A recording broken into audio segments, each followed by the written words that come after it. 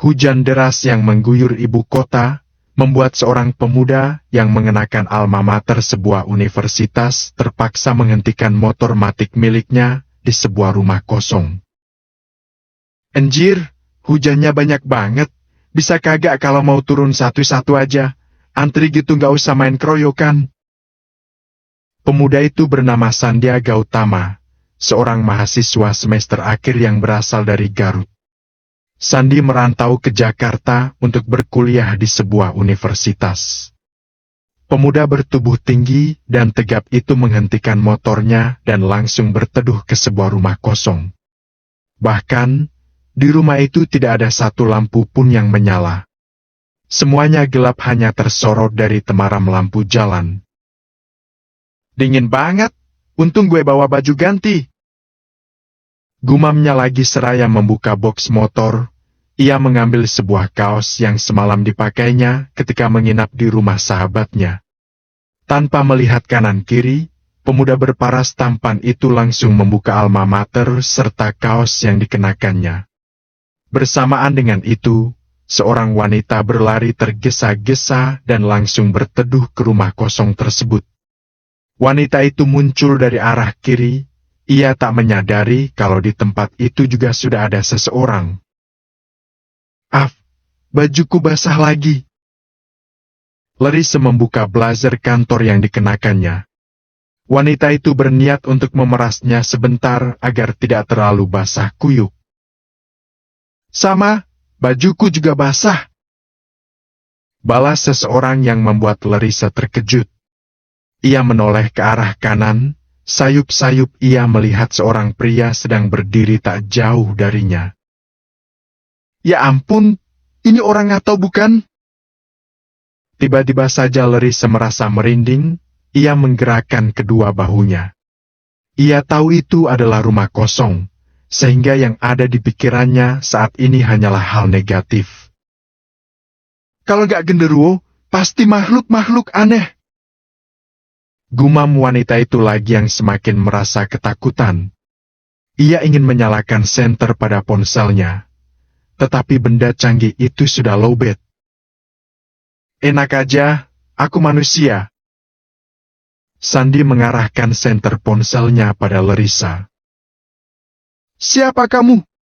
Jangan macam-macam." Larissa mundur dengan perlahan.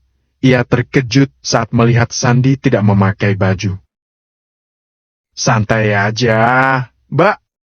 Aku cuma minta tolong pegangin handphone, aku mau pakai baju dulu." Pemuda itu menyodorkan ponselnya ke arah Larissa karena ia akan segera memakai kaos. "Mending kamu jauh-jauh dari saya." Larissa yang masih ketakutan, kembali mundur dengan perlahan. Namun, tiba-tiba saja ada kilat yang diiringi suara petir begitu keras. "Dor!" "Kia!" Larissa berteriak ketakutan. Ia mendekat ke arah Sandi dan refleks memeluk tubuh pemuda itu. Ia memejamkan mata dengan tubuh yang terasa gemetar. Larissa benar-benar takut atau bahkan bisa dibilang fobia petir. Tak lama kemudian, ada sorot cahaya dari senter yang semakin mendekat ke arah mereka. "Ada orang yang sedang berbuat mesum di sini. Itu mereka," ucap seorang pria sambil mengarahkan sorot senternya pada rumah kosong tersebut. "Wah, ternyata benar apa yang dibilang warga, kalau malam suka ada orang yang berbuat mesum di rumah kosong ini. Kalau begitu, kita gerebek aja mereka," timpal seorang bapak-bapak lagi. "Setuju." 4 orang pria yang mengenakan mantel mendekat ke arah rumah kosong tersebut. Mereka memperhatikan Larissa yang sedang memeluk tubuh telanjang Sandi. "Berani-beraninya kalian berbuat mesum di sini!" Suara itu membuat Larissa segera melepaskan pelukannya. Sementara Sandi langsung menoleh ke arah bapak-bapak yang kini telah mengerumuni mereka. "Maaf, Bapak salah paham. Kami tidak melakukan apapun," bantah Larissa. Kami melihat sendiri kalian sedang berpelukan di sini. Kalian sedang berbuat mesum. Buktinya saja dia nggak pakai baju. Kamu juga nggak pakai baju. Pria paruh baya itu menyoroti tubuh Sandy yang tak memakai baju dan juga Larissa yang hanya mengenakan kaos dalam saja. Tapi kami tidak saling mengenal, Pak. Lagian, saya nggak meluk dia. Tadi dia yang tiba-tiba meluk saya. Saya juga tidak tahu dia siapa. Bantah Larissa lagi yang membuat Sandy seketika tercengang. Padahal wanita itu yang memeluknya, tapi kenapa Larissa malah menuduh dirinya? Masa begitu? Tanya seorang pria paruh baya lagi dengan wajah heran. Beneran, Pak? Tadi dia tiba-tiba meluk saya. Saya aja takut karena tidak kenal sama dia. Larissa menunjuk ke arah Sandy dengan enteng. Wah, jangan-jangan kamu menculik Mbak ini. Tuduh seorang pria parubaya sambil menunjuk ke arah Sandy. Sandy semakin tercengang, kenapa ia malah semakin dipojokkan seperti itu. Ia menoleh ke arah Larissa dan terlintas sebuah ide di pikirannya. Bapak-bapak, dia bohong, Pak. Sebenarnya kami ini sepasang kekasih, dia ini pacar saya. Tadi dia lagi ngambek, makanya nggak ngaku. Celetuk Sandy yang membuat Larissa langsung menatap tajam ke arahnya. Apa kamu bilang? Enak aja. Sergah Larissa tak terima. Udahlah, Yang. Jangan ngambek lagi. Dengan beraninya Sandy merangkul pinggang Larissa di depan bapak-bapak tadi. Wah, gak bener ini. Mending sekarang kita bawa mereka ke rumah Pak RT, biar dinikahkan malam ini juga. Ternyata dua orang ini yang dibilang warga hampir setiap malam berduaan di rumah kosong ini.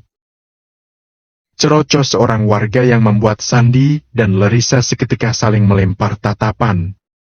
Fitnah apa lagi ini? Ya udah, langsung bawa aja mereka, Pak. Dua orang bapak-bapak menarik paksa Sandy dan Larissa agar mengikutinya. Pak, saya beneran gak kenal dia, Pak. Kami gak pacaran. Larissa masih berusaha mengelak meskipun bapak-bapak itu terus menyerat paksa agar mengikutinya. Mereka dibawa ke rumah ketua RT di tempat itu. Para warga setempat langsung berkumpul, bahkan sampai ada yang memanggil penghulu. Alhamdulillah pelaku perbuatan mesum malam ini sudah tertangkap. Terima kasih kepada bapak-bapak yang sudah berjaga meskipun tadi sempat hujan deras. Tutur ketua RT di hadapan Sandy dan Larissa yang terpaksa harus duduk di rumah ketua RT. Anjir, dituduh pelaku perbuatan mesum. Sandy mengusap wajahnya secara kasar. Pak, ini semua salah paham. Larissa masih berusaha mengelak dan membela diri. Sudah, lebih baik sekarang kalian keluarkan KTP masing-masing. Titah ketua RT yang seolah tak mau diganggu-gugat. Sandy dan Larissa terpaksa mengeluarkan KTP mereka dan menunjukkan kepada ketua RT tersebut juga. Nama Sandiaga Utama, umur 22 tahun, status belum kawin, seorang mahasiswa. Larissa seketika menoleh ke arah Sandy. Ia cukup terkejut ketika mendengar biodata pria itu. Dan ini, nama Larissa Maharani, umur 29 tahun, status cerai mati. Hah? Sandy lebih tercengang ketika mendengar biodata Larissa. Bahkan ia langsung menoleh ke arah wanita di sampingnya dan seketika dua orang itu saling melempar tatapan. Karena kalian telah melakukan perbuatan tidak senonoh dan meresahkan warga, jadi kami sepakat untuk menikahkan kalian malam ini juga. Putus ketua RT yang membuat Sandy dan Larissa hampir berteriak kaget. Sekarang, tuliskan nama orang tua masing-masing dan untuk kamu, sebutkan dan tunjukkan mahar yang akan kamu berikan kepada calon istrimu. Cerocos ketua RT itu lagi. Pak, tapi kita beneran gak saling kenal, iya kan? Larissa memelototi Sandy agar membenarkan ucapannya. Benar, Pak. Sebenarnya kami gak saling kenal. Timpal Sandy. Saya tahu ini cuma akal-akalan kalian saja. Sekarang, kalian pilih menikah atau dilaporkan ke polisi atas kasus perzinahan? Ketua RT itu menatap secara bergantian ke arah Sandy dan Larissa. Nikah sekarang, Pak. Jawab Sandy tanpa berpikir panjang. Ia terlalu takut dengan ancaman ketua RT tersebut. Sementara Larissa sangat tercengang ketika mendengar keputusan pria itu. Baiklah, mahar apa yang akan kamu berikan? Sandy terdiam sejenak. Pria itu nampak berpikir. Apa ya? Uang saya cuma tersisa 300.000, Pak. Besok teman saya baru mau bayar hutang. Gimana nih? Tanyanya bingung sambil mengeluarkan uang 3 lembar dari dompetnya. Cuma 300.000? Gak ada sisa lagi? Tanya Larissa sambil menatapnya aneh. Ada sisa 2.000, mau? Tawar Sandy tanpa dosa. Sudah, yang penting ada maharnya. Untuk wali mbak siapa? Penghulu itu menunjuk ke arah Larissa. Saya yatim piatu, Pak. Saya juga nggak punya kakak ataupun adik laki-laki. Semua keluarga saya yang masih hidup, tidak ada yang bisa menjadi wali. Jawab Larissa dengan wajah yang mendadak berubah sendu. Yang sabar ya, Mbak. Sekarang kita mulai saja ijab kabulnya, Pak Penghulu. Ayo silahkan. Ketua RT itu mempersilahkan seorang penghulu untuk duduk di hadapan Sandy. Beneran nikah nih? Ya ampun, mimpi apa gue sampai nikahin janda? Gerutu Sandy yang terlihat tak karuan. Entah dosa apa yang saya lakukan sampai dipaksa nikah sama orang gak jelas kayak kamu. Balas Larissa dengan wajah kesal. Walaupun berstatus janda, tapi wajah dan badi wanita itu terlihat masih seperti gadis. Oleh karenanya, terkadang banyak orang tak percaya kalau wanita cantik itu adalah seorang janda. Seorang penghulu langsung memimpin ijab kabul yang membuat Sandy mau tidak mau harus mengikutinya. Saya terima nikah dan kawinnya Larissa Maharani binti Lutfian Syah almarhum dengan mas kawin uang tunai sebesar 300.000 rupiah dibayar tunai. Ucap Sandy dengan penuh grogi. Alhamdulillah, sekarang kalian telah sah menjadi suami istri. Semoga setelah ini tidak ada lagi yang melakukan perbuatan mesum di rumah kosong itu. Tutur penghulu yang membuat Sandy dan Larissa ingin berteriak dan membantah kalau bukan mereka pelakunya. Setelah dinikahkan, penghulu dan ketua RT memperbolehkan Sandy dan Larissa untuk pulang. Mereka kembali ke rumah kosong itu karena hujan juga sudah reda. Sandy akan mengambil motornya yang tertinggal di tempat itu. Sementara Larissa bingung mau pulang naik apa, karena ponselnya mati dan jalanan sudah sepi karena sekarang hampir menjelang tengah malam. Kok diam aja? Mau nginap di sini? Celetuk Sandy yang telah menyalakan motornya. Enak aja nginap. Balas Larissa sedikit ketus. Lah, terus ngapain di sini? Sandy menatap ke arah wanita yang kini telah sah menjadi istrinya itu. Saya mau pulang, tapi mobil saya masih di bengkel. Ini semua gara-gara sopir pribadi saya sakit, jadinya saya pulang sendiri dan mobil saya tiba-tiba mogok. Terus, ditambah lagi ponsel saya lobat, jadi saya tidak bisa memesan taksi online. Cerocos Larissa memberi penjelasan. Halah, pakai alasan sopir pribadi sakit, mobil mogok, ngomong aja kalau lagi nunggu angkot. Sandy tertawa mengejek. Kok nggak percaya? Saya beneran abis dari kantor. Larissa menatap kesal ke arah pemuda yang kini telah sah menjadi suaminya. Ia tidak pernah terpikir akan menikah lagi bahkan dengan lelaki yang sama sekali tidak ia kenal. Udah, jangan banyak halu. Mending sekarang naik. Sandy menepuk jok motornya. Mau kemana? Larissa mengerutkan kening. Ya pulanglah, sekarang kita ini udah nikah. Aku adalah suamimu, Tante. Balas Sandy yang membuat Larissa seketika menatap tajam ke arahnya. Enak aja kamu manggil saya Tante. Bantah wanita itu dengan kesal. Kamu itu lebih tua dariku, jadi wajar kalau dipanggil Tante. Ucapan tengil Sandy membuat Larissa semakin geram. Benar-benar kurang ajar kamu ya. Larissa mengepalkan tangannya. Bercanda. Udah, buruan naik. Biasanya kalau udah tengah malam, para penghuni rumah ini bakalan keluar. Sandy berkata dengan suara yang sengaja dibuat menyeramkan. Seketika Larissa merasa merinding, wanita itu menoleh ke kanan dan ke kiri, rumah kosong tersebut memang terlihat menyeramkan. Terpaksa, ia naik ke atas motor Sandy dan duduk di belakang pria itu. Mau ikut ke kontrakan aku atau gimana? Tanya Sandy setelah menjalankan motornya. Kontrakan kamu?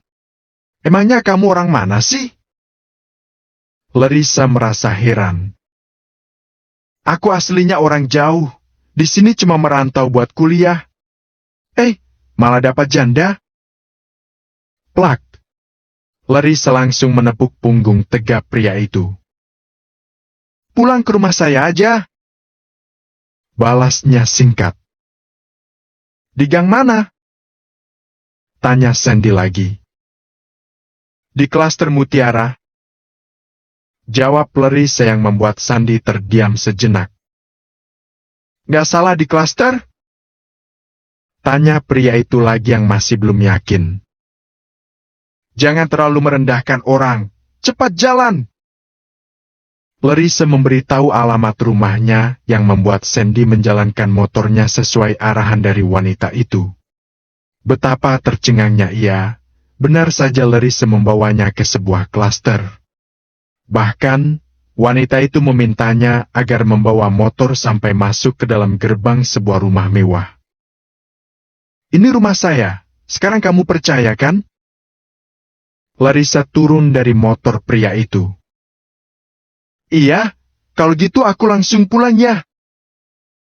Sandy akan kembali menjalankan motornya, tetapi Larissa tiba-tiba saja menarik lengan kaos yang dikenakannya. Pulang? Terus ini gimana dong? Kita kan udah nikah? Ya ampun, bikin pusing aja. Larissa memijat keningnya sendiri. Oh ya, kita kan udah nikah ya? Kalau gitu, berarti aku juga harus ada di rumah ini. Sandy ikut terlihat bingung. Ya sudah, masuk. Ajak Larissa dan berjalan terlebih dahulu. Wanita itu langsung disambut oleh dua orang perempuan yang bekerja di rumah mewah tersebut. Sandy mengikuti langkah Larissa, ia memperhatikan rumah mewah itu. Rasanya seperti mimpi, tiba-tiba ia menikahi seorang janda kaya. Selamat malam, Nyonya, ada yang bisa kami bantu? Tanya seorang wanita dengan tubuh membungkuk memberi hormat. Anak-anak sudah tidur? Tanyanya sambil terus melangkah, ia akan segera menaiki anak tangga. Dan Zafar dan Nonzifa sudah tidur, Nyonya. Baiklah, saya akan langsung beristirahat. Oh ya, dia adalah suami saya. Larissa menunjuk ke arah Sandy yang sedari tadi membuntutinya. Semua pelayan yang mendengar itu langsung tercengang. Namun, semuanya tidak ada yang berani bertanya. Karena setelah kurang lebih 2 tahun ditinggalkan oleh almarhum suaminya, Larissa tidak pernah membawa laki-laki lain ke rumah itu. Ya, Larissa adalah seorang janda anak dua. Ia menikah muda dengan seorang pengusaha sukses yang usianya terpaut 10 tahun dengan dirinya. Larissa melahirkan anak pertama saat usianya genap 21 tahun. Selang 3 tahun, ia kembali melahirkan seorang anak perempuan. Dan 3 tahun kemudian, suaminya meninggal dunia sehingga membuat Larissa menjadi janda muda. Namun, ia sama sekali tak kesulitan.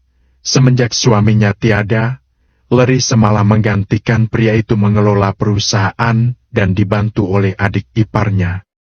Larissa kembali melanjutkan langkah menuju kamarnya yang terletak di lantai 2. Sandy terus membuntuti wanita itu karena ia tidak tahu harus pergi kemana. Bahkan, sampai Larissa masuk ke dalam kamarnya, Sandy masih mengikuti wanita itu. "Ini kamar saya." Kamu mau tidur di sini?" tanya Larissa seraya membalikkan tubuh dan seketika berhadapan dengan Sandy yang masih terlihat bingung. Larissa memperhatikan wajah pria yang kini telah menjadi suaminya. Pria itu terlihat tampan dan menarik, hanya saja gaya rambutnya yang sedikit gondrong membuat Larissa tak nyaman. "Maaf, Tante, aku belum siap malam pertama," celetuk Sandy dengan wajah yang mendadak terlihat gugup. Terlebih lagi, ketika ia menyadari tatapan intens dari Larissa.